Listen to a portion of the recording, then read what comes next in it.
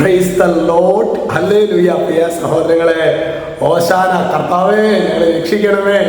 കർത്താവിൻ്റെ രക്ഷയുടെ ഒരു അനുഭവം നമ്മുടെയൊക്കെ ജീവിതത്തിൽ വല്ലാതെ ഒറ്റപ്പെട്ടു പോയി, ആരുമില്ല എന്നുള്ള തോന്നലുകളുടെ ഇടയിൽ ദൈവമേ ഞങ്ങളെ രക്ഷിക്കണമേ എന്ന് ഹോശാന എന്ന അർത്ഥം ഉൾക്കൊണ്ട് നമുക്ക് ഈ ഹോശാനയുടെ ഒരു അനുഭവം പ്രത്യേകിച്ച് ഈ വലിയ ആഴ്ചയിലേക്ക് പ്രവേശിക്കുന്ന ഈ ഒരു കാലഘട്ടത്തിൽ നമ്മുടെ കൂടെ ഉണ്ടാകട്ടെ. ഈശോ നമ്മെ രക്ഷിക്കുന്ന ദൈവമാണ്. ഈശോ നമ്മെ രക്ഷിക്കുന്ന ദൈവമാണ്. ഇത് പ്രിയ സഹോദരങ്ങളെ, ആവർത്തിച്ച് ഒരു ദൈവ പൈതൽ പറയുന്ന സമയം തന്നെ ദൈവികമായ ഒരു സംരക്ഷണം നമ്മെ പൊതിയും എന്ന കാര്യത്തിൽ ഒരു സംശയമില്ല. ഹല്ലേലൂയ. നമുക്ക് വലിയ ആഗ്രഹത്തോട് കൂടിയിട്ട് വേണം തുടർന്നുള്ള ആഴ്ചകളിൽ മുഴുവൻ നമുക്ക് പരിശുദ്ധ ശുശ്രൂഷകളിലെ പരിശുദ്ധ കുർബാനകളിലും ഒരുക്കത്തോടെ പങ്കെടുത്ത് ഈശോയെ നമുക്ക് സ്വീകരിക്കാം. ഇന്ന് നമ്മൾ ധ്യാനിക്കുന്നത് പത്രോസ്ലീഹായുടെ 1-ാം ലേഖനം 4-ാം അധ്യായം 2-ാം തിരുവചനം. അവിടെ വചനം വെളിപ്പെടുത്തുകയാണ്, അവൻ ശരീരത്തിൽ ജീവിക്കുന്നിടത്തോളം കാലം മാനുഷിക വികാരങ്ങൾക്ക് അടിമപ്പെട്ടല്ല, ദൈവഹിതത്തിനൊത്താണ് അവൻ ജീവിക്കുന്നത്. അതായത് യേശു എന്നിലുണ്ടെങ്കിൽ എൻ്റെ അധമ വികാരങ്ങൾക്കനുസൃതമായൊരു ജീവിതമല്ല ഞാൻ നയിക്കുക. ഞാൻ എൻ്റെ യേശു ആഗ്രഹിക്കുന്ന വഴി. ഞങ്ങളിപ്പോൾ നിങ്ങളുടെ ആത്മീയ പിതാക്കന്മാർ പറയും, നമ്മുടെ സൗഹൃദങ്ങളിലൊക്കെ എല്ലാവരുമായിട്ട് നമുക്ക് സ്നേഹവും കൂട്ടായ്മയൊക്കെ വേണം.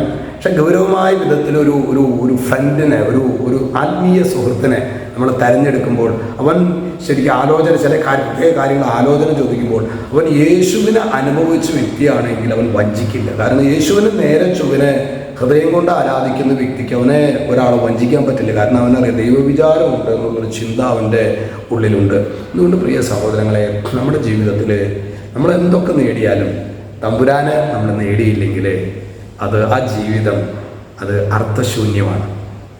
നമുക്ക് ആ തമ്പുരാൻ നമ്മുടെ കൂടെ ഉണ്ടെന്നുള്ള ബോധം. അതാണ് പറയുന്നത്, അവൻ ശരീരത്തിൽ ജീവിക്കുന്നിടത്തോളം കാലം മാനുഷിക വികാരങ്ങൾക്ക് അടിമപ്പെട്ടല്ല, ദൈവഹിതത്തിനൊക്കെ. അവൻ ദൈവത്തിൻ്റെ ഹിതം എന്താണോ അത് മാത്രമാണ് അവൻ പ്രവർത്തിക്കുക. ചിലപ്പോഴൊക്കെ നമുക്ക് മാനുഷികമായ രീതിയിൽ വീഴ്ചകളുണ്ടായേക്കാം സഹോദരങ്ങളെ.